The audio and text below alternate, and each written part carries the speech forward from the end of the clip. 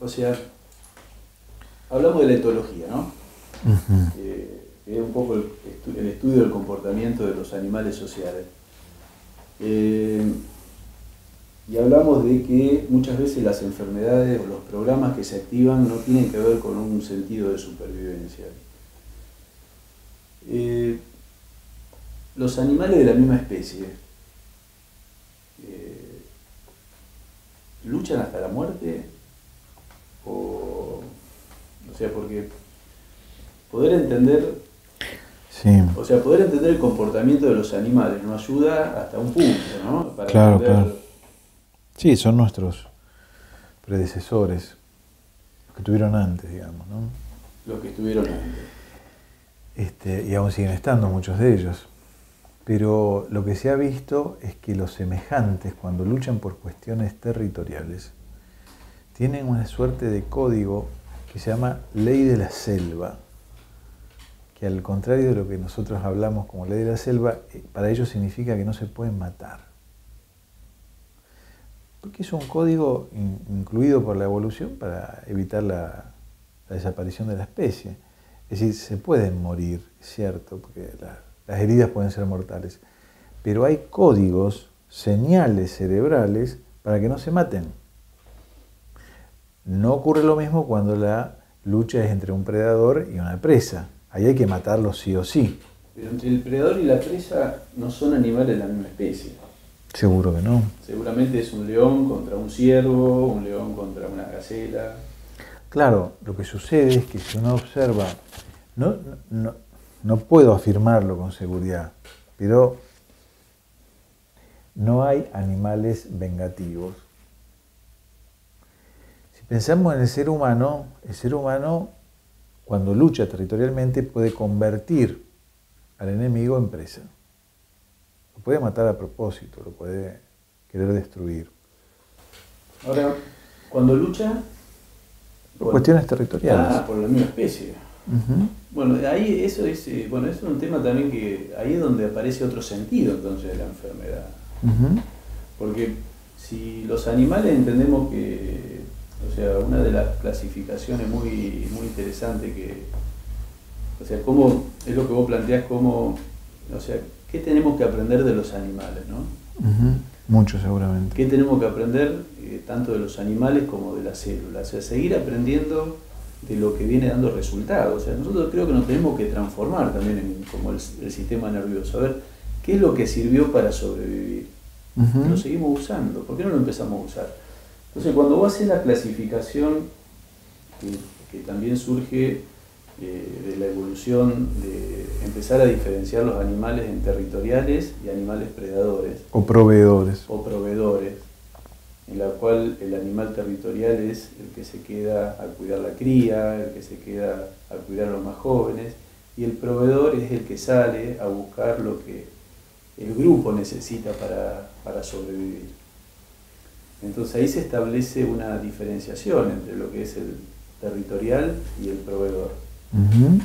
Que inclusive los cambios sociales de ese grupo empiezan a generar cambios a nivel fisiológico, porque empiezan a haber transformaciones en lo hormonal, por ejemplo, ¿no? O sea, empieza a haber más diferenciación entre lo que es el estrógeno en el territorial y empieza a haber mayor cantidad de testosterona en lo que es el proveedor. Porque tienen que tener, porque se enfrentan a realidades distintas. Sí, lo interesante de estudiar tanto la conducta celular como la conducta de los animales es poder entender qué podemos aprender de esas conductas para entender lo que nos pasa a nosotros. Porque si viéramos a la enfermedad como una lucha territorial entre una célula supuestamente normal, entre comillas, y otra anormal, serían células semejantes. En cambio, si podemos plantear en la teoría de las metástasis, por ejemplo, que sería una lucha predadora, iría hacia otros territorios a buscar alimento. Claro. Inclusive la conducta de la célula es maravilloso estudiarla. Hicimos un trabajo, claro, sobre la célula anaplásica, cómo se impermeabiliza la membrana, cómo el núcleo se fragmenta, tanto en la anaplasia, en la apoptosis. Es decir, ¿qué nos dice cada conducta de esas de lo que tenemos que aprender para entender lo que nos pasa? No solo el programa, sino vayamos a lo celular y vayamos a la conducta animal. Por ejemplo, cuando hay dos animales semejantes que están luchando y uno le está ganando al otro, el cerebro del animal vencido emite señales que se llaman de apaciguamiento. Se queda quieto, la principal. No tengo energía, por ejemplo. Claro, claro. Estoy fatigado. Se pone de costado, no te mira más de frente. Está apático. Claro. No quiere participar. Sí, sí. Y se encoge. Se encoge. Mete la pata entre las colas, ¿no? Son 3 señales de apaciguamiento. Es como le está diciendo, no peleo más. Porque está perdiendo la batalla con el semejante. Pensemos esto llevándolo célula semejante con célula semejante. Célula inflamada con célula no inflamada. Si el animal vencedor decide liberarlo en ese momento, lo puede hacer, pero si está muy enfurecido, está muy inflamado, sigue agrediéndolo. Y las señales que tiene que emitir ya no son de apaciguamiento, sino de sometimiento. Su sometimiento, las que he estudiado por lo menos, son 3. Las sexuales, las de aseo y las alimenticias. Las sexuales son típicas. El gato que monta al otro gato y le hace una pseudocópula. Inclusive una hembra puede montar a un macho. O es típico del perrito casero, faldero que se te agarra a la patita y te hace movimientos de pseudocópula. Son señales de sometimiento. Señales de territoriales, es decir, acá estoy yo. De reconocer a un líder. Las señales de aseo, por ejemplo, se ven en los monitos que le sacan los piojos al macho jefe y se los comen, ¿no? Señales de aseo. Muchas mujeres les gusta romper los granitos de los hombres. Y las señales alimenticias se ven mucho entre los pájaros que regurgitan la comida y se la ceden, ¿no? Es decir, cómo a partir de estas conductas, fíjate vos, apaciguamiento y sometimiento, repasándolas, inmovilidad, lateralidad, agachamiento, podemos empezar a crear, generar estrategias terapéuticas, biológicas, donde estemos contestando desde la célula a la célula en lo que ha aprendido en millones de años de evolución. Cuando la célula impermeabiliza la membrana en el cáncer, está diciendo, acá no entra más nadie, mi hijo. Acá no entra más nadie. Y lo hago para sobrevivir. Exactamente, cuando la célula pierde la inhibición por contacto, otra conducta del cáncer, vos a mí no me frenás más.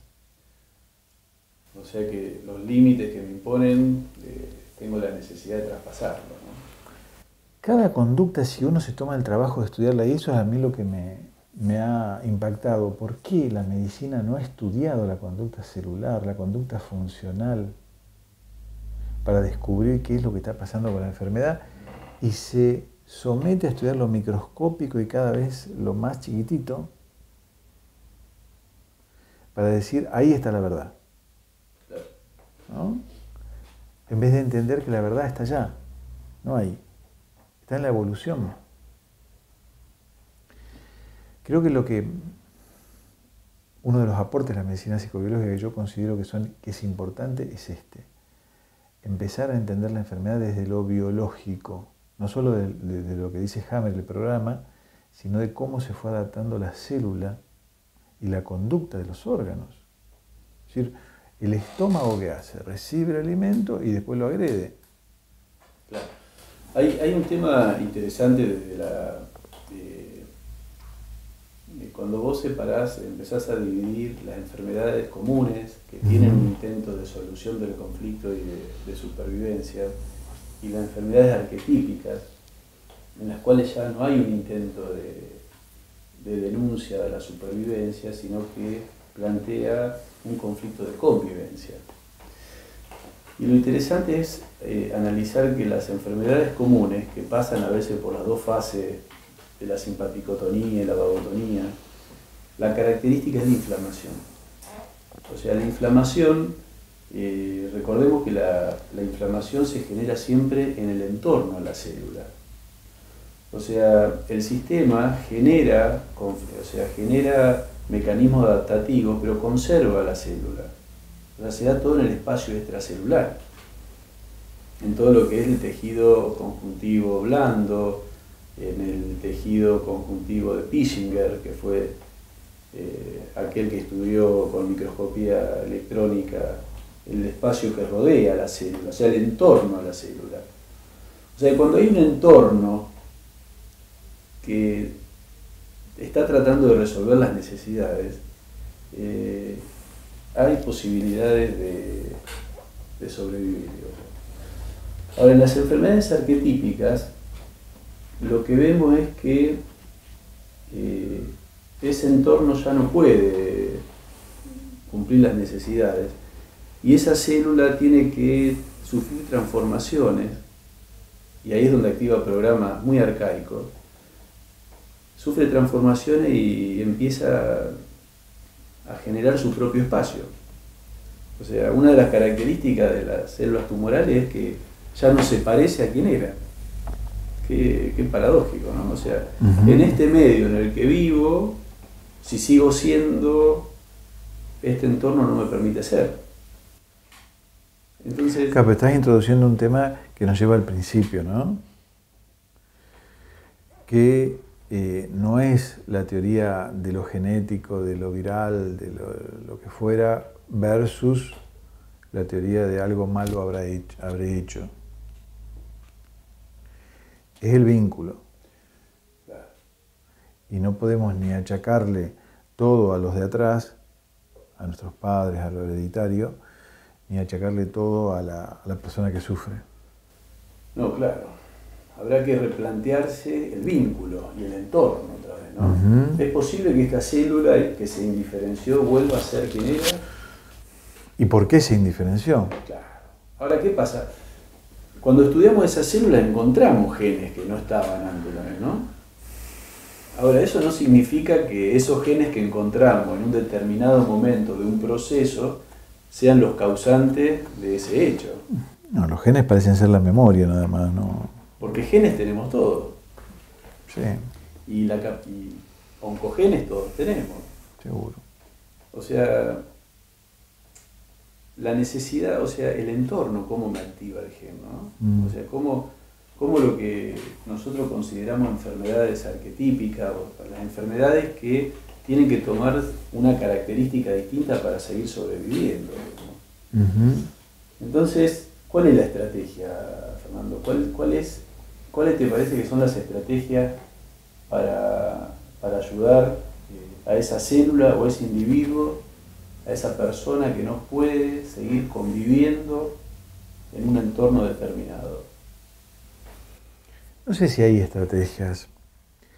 Yo creo que hay técnicas y hay terapéuticas. Son dos cosas distintas. Es decir, yo creo que hay muchas técnicas que ayudan a mucha gente a estar mejor. No tengo la menor duda de eso. Y dentro de esas técnicas estará la posibilidad de trabajar con lo generacional, estará la posibilidad de hacer vínculos emocionales, contactos emocionales con lo que nos ha pasado, estarán los medicamentos, estarán los remedios naturales, estarán montones de técnicas. Pero es como que eso no tiene que ver con esto. Lo que tiene que ver con esto es la terapéutica. Es decir, hay un libro muy famoso, se llama Filón de Alejandría, un escritor que escribió un libro sobre los terapéuticos, que eran una tribu, cuyo lema era guiar, ayudar y servir, ¿no? Inclusive hay quienes dicen que fue una fábula de Filón de Alejandría, ¿no? Que no existió nunca los terapéuticos. Pero la terapéutica es si vamos a aprender de una vez por todas a guiar, ayudar y servir. O si vamos a seguir metiendo miedo a la gente, si vamos a seguir persiguiendo, si vamos a seguir vigilando y castigando. Entonces, ¿la estrategia cuál es?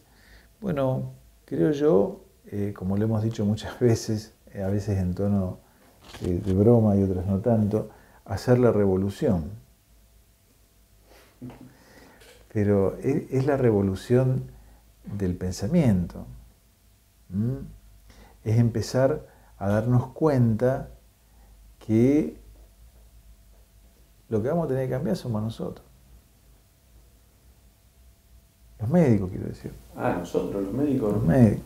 Tenemos que cambiar.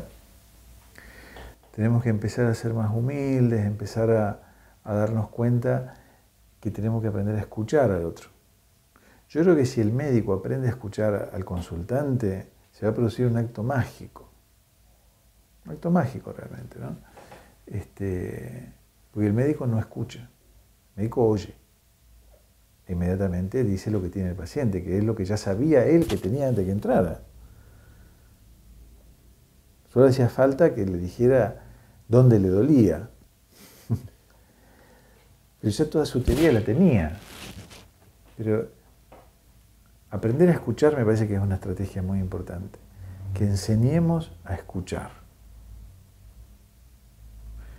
Ese sería el primer paso. ¿Enseñar a escuchar a quién? A los médicos y también a las personas, ¿no? Que se aprendan a escucharse a ellos mismos. Sí. Sería como crear una tribu de los escuchadores. O sea que una nueva especialidad sería... Una nueva especialidad, escuchadores profesionales, que no solo van a escuchar lo que dice, sino fundamentalmente lo que no dice. Lo que no dice con qué. Claro, seguramente, claro. Y va a poder generar oportunidades para que esa persona pueda actuar y cambiar lo que le está pasando. Porque el que escucha le permite al otro. Una vez me hicieron un reportaje a un conocido periodista argentino y me dijo, pero lo que usted propone es muy light. Todo pasa por la palabra. Dios mío, si la palabra fuera light, la palabra mata o cura. Yo he visto personas morir en cuestión de horas porque le han dicho que tiene cáncer. Y personas renacer porque le han dicho que lo que tenía no era cáncer. O sea, la palabra no es tan inocente.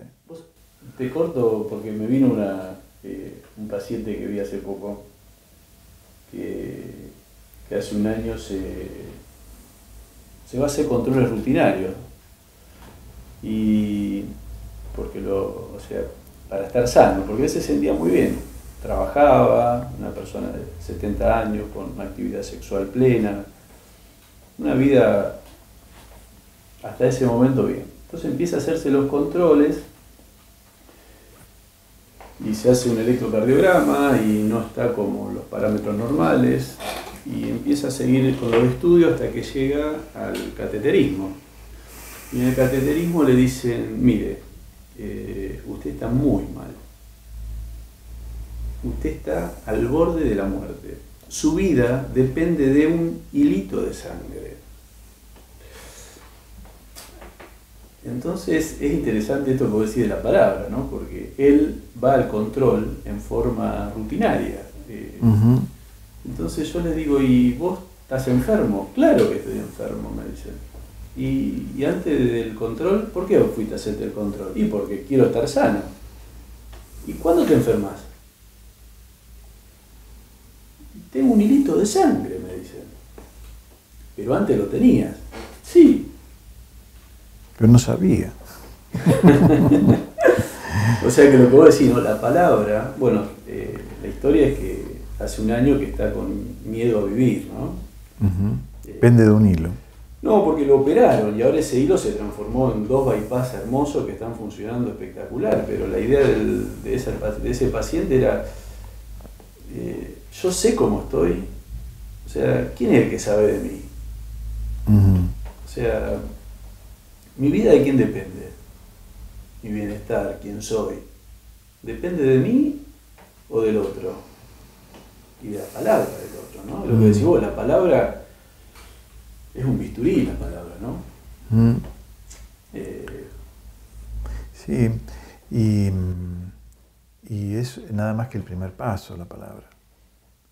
Porque yo creo que la verdadera terapéutica es recuperar la autoridad. Que las personas que están sufriendo por algún motivo recuperen la autoridad. Pues sabés que el médico, si algo logra, es hacerle perder la autoridad al paciente inmediatamente. Usted no sabe nada, el que sabe soy yo. Es más, desnúdese, póngase una bata y marche. Y le vamos a sacar una tomografía. Es decir, pierde la identidad y pierde la autoridad, que autoridad viene de el que sigue, el que puede seguir. Este no sigue más, este ya está dentro del grupo de los enfermos. Y los enfermos forman parte de un grupo que no están ni vivo ni muerto, porque no forman parte de los vivos sanos y todavía no están muertos. Así que es un grupo que no sabe dónde meterse, no tiene identidad propia todavía, el grupo de los enfermos, claro. Entonces, el tema es hacerle recuperar la autoridad. Hellinger dice algo maravilloso: autoridad es tener lo que el otro necesita. Por eso los médicos tenemos autoridad, porque tenemos lo que el otro necesita. Conocimiento o Claro, información. Puede ser, o estrategias, O estrategia. como quiera llamársela, ¿no? Yo siempre cito el recuerdo de ese año 95 de verlo trabajar a Hammer con una tomografía de cerebro con una paciente que tenía creo que era un pólipo vesical, y decirle, usted no se va a curar, usted no se va a curar. Y se lo repetía y se lo repetía. Esas son estrategias, no son conocimientos. Es decir, yo creo que nosotros, aquellos que nos dedicamos a trabajar con personas que sufren, deberíamos aunar los conocimientos a las estrategias. Y deberíamos recuperar ese poder que alguna vez fue llamado chamanismo, claro, de poder transmitir algo que es más que un conocimiento. Es decir, si solo transmitimos conocimiento, es decir, vamos a hacer este ejemplo. El conocimiento es que el colesterol tiene que estar debajo de 180. Y el otro conocimiento es que el colesterol ojalá que esté arriba de 200. Y son dos conocimientos distintos. ¿Y qué tiene que hacer el paciente? ¿Me quedo con el que está debajo de 180 o me voy con el que está arriba de 200? Claro. Pero el que tenía más de 200 tuvo una ACV o tuvo un infarto. Entonces el conocimiento no es inocente. Sí, y el que no fumó nunca tuvo cáncer de pulmón también. Hay teorías para rebatir todo, tema para rebatir todo. El tema es desde dónde lo vamos a pensar. Claro. Es decir, cuando el paciente con cáncer de pulmón viene y me dice, pero yo no fumé nunca. ¿Y su mujer? Claro, hay que decir de su mujer. No, mi mujer fumó tampoco. cerca, ¿no? Bueno, algún vecino debe fumar y se debe meter por la hendidura, el humo por la hendidura de la puerta. O si no, seguro que tiene un abuelo que se murió de cáncer. Ah, sí, ¿cómo sabe? Yo sabía. Es decir, busque. Y los pacientes dicen, y buscando en mi familia encontré un tío lejano que claro, tenía diabetes como yo. ¿Cómo se induce a la verdad, no? Claro. Es una interpretación, como decíamos antes. Entonces, conocimiento y estrategia.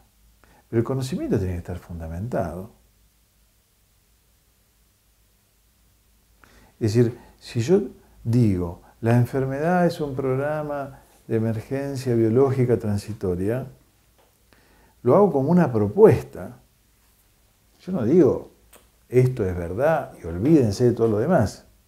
Es una propuesta. Tiene que ser validada. ¿Y con qué va a ser validada? Uno diría, y con la repetición permanente de la demostración de ese hecho. Es una posibilidad. Es el criterio de verdad que usa la ciencia. La medicina basada en la evidencia. Sí, pero es un criterio de verdad.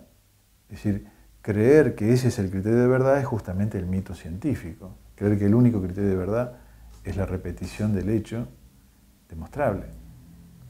Pero así como podría yo demostrar la existencia de mi bisabuela.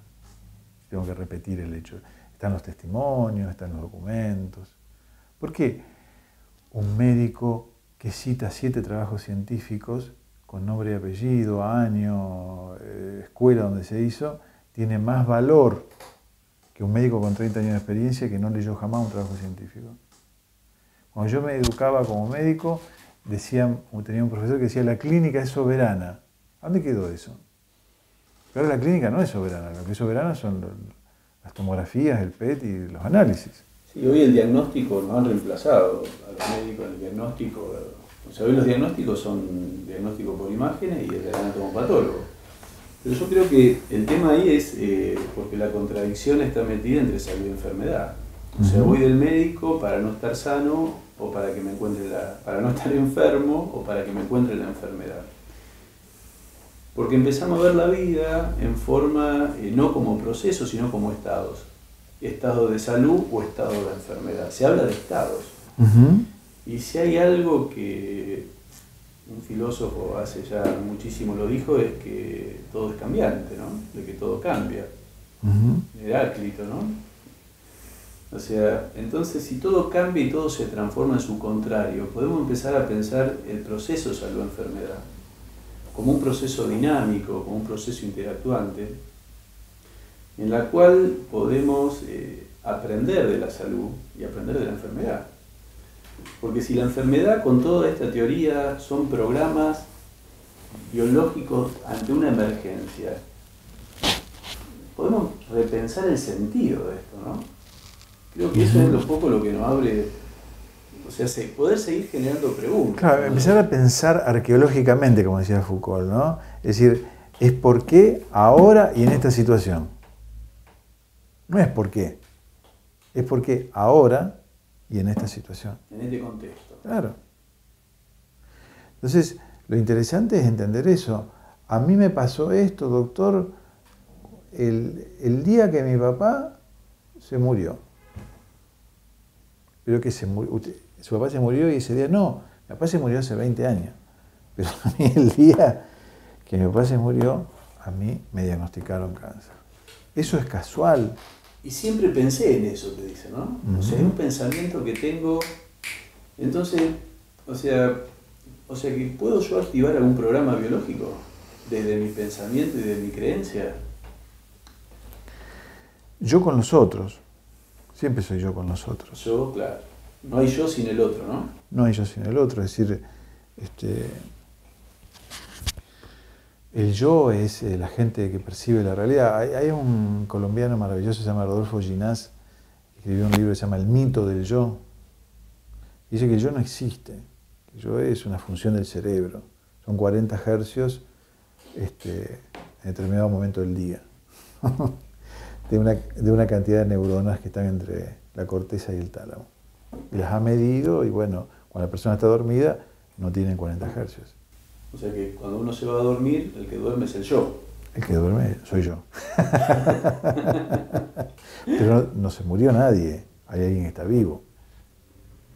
En nosotros, ¿te parece? Puede ser. Sin decir el ellos, porque ya sería demasiado psicoanalítico. O sea que cuando yo me voy a dormir, los otros están despiertos. Si es todo un juego de palabras, pero no inocente, ¿no? Y si yo puedo activar un conflicto biológico, es yo con los otros. Pero con los otros no con vos, con quien fuera. Con los otros que me habitan también. Claro. Claro, porque el otro está metido en tu manera de interpretar la vida, ¿no? Pero por supuesto que sí. Entonces, ¿es simplemente resolver un conflicto? ¿O tenemos que trabajar la historia de esa persona? Es decir, esa persona cayó al mundo en un momento determinado. Los padres lo deseaban o no lo deseaban.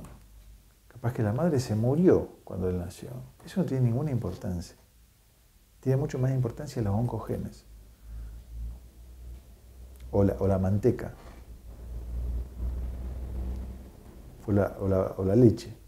La leche pasteurizada. Claro. Tiene mucha más importancia eso que todo eso. Que mi abuelo estuvo en la guerra, que fue amputado, no tiene ninguna importancia. Que en mi familia hubo incesto, violaciones, asesinato, no tiene ninguna importancia. Es mucho más importante si comés brócoli o si te pusiste la vacuna por la hepatitis. Y en nuestro país, ¿no? En la cual la historia de la exclusión es algo que no está muchas generaciones pasadas, ¿no? O sea, venimos de gente bajada del barco, excluida de un sistema, que llegan a un lugar donde más que excluirlo, lo han matado en este lugar, ¿no?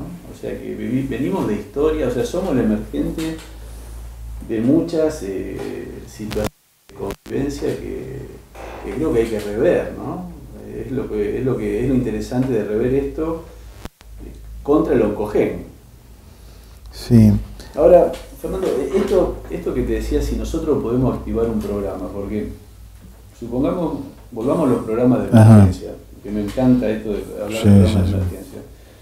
Supongamos que yo tengo un programa de emergencia en este momento de nutrición, en el sentido de decir, no por lo que como, porque como bien, pero para mí la vida es, o sea, para mí el trabajo, para mí conseguir llegar a fin de mes es como llegar a atrapar el bocado más rico o el alimento más rico que me permite vivir. O sea, para mí tener dinero para poder mantener mi familia es el gran bocado.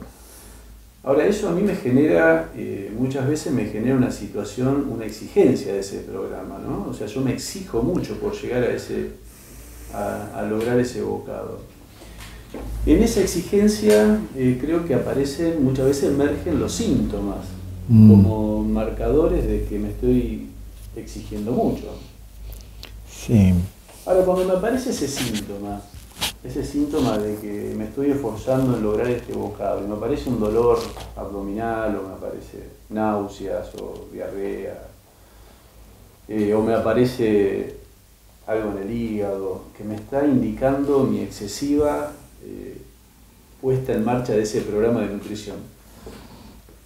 Cuando consulto a quien tiene autoridad y me habla de una enfermedad,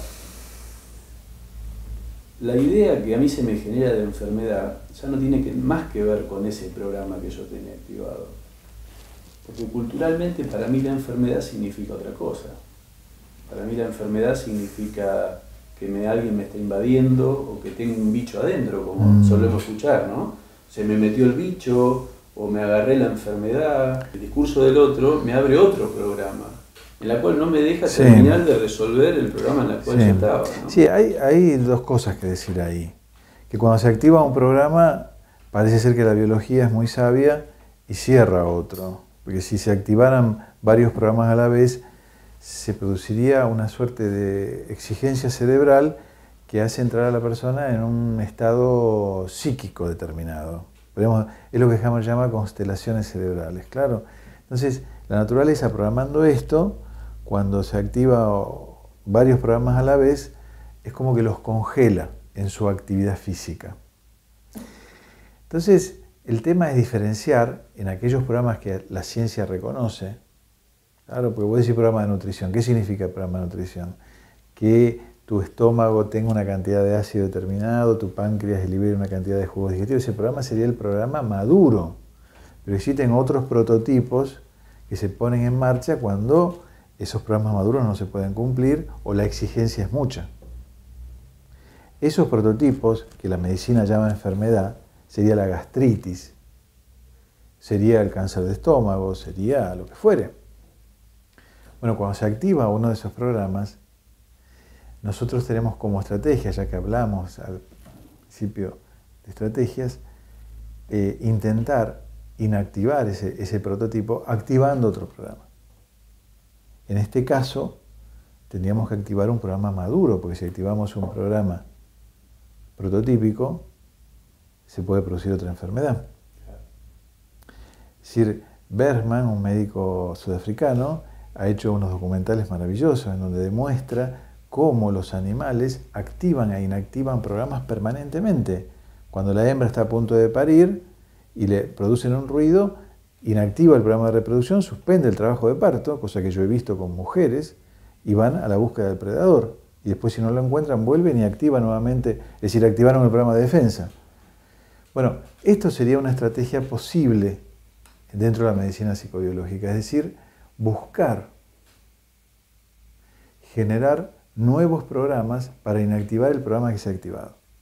Claro, esa sería una estrategia. Ahora, el tema es, lo que yo veo es que muchas veces ese programa de defensa que se nos activan contra un supuesto predador, y en este caso la enfermedad, entramos en el terreno O sea, porque salimos a buscar y no encontramos el predador, porque la enfermedad es una construcción cultural.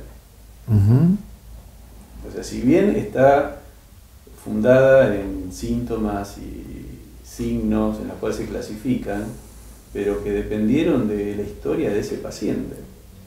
Y eso generó una nueva realidad, que es la enfermedad. Sí, un síndrome de diagnóstico, como dice Un síndrome de Cosabá, ¿no? diagnóstico, en la cual nos deja activo 2 programas, ¿no? No cerramos Seguro. la nutrición y tenemos el de defensa las 24 horas activado. O sea que entramos en un estado de simpaticotonía. Bueno, ese es el fundamento de dejar de hablar de enfermedades y comenzar a hablar de programas biológicos de emergencia, claro, y de cómo los podemos resolver, cosa que te propongo que lo hablemos en la próxima. Ok, gracias.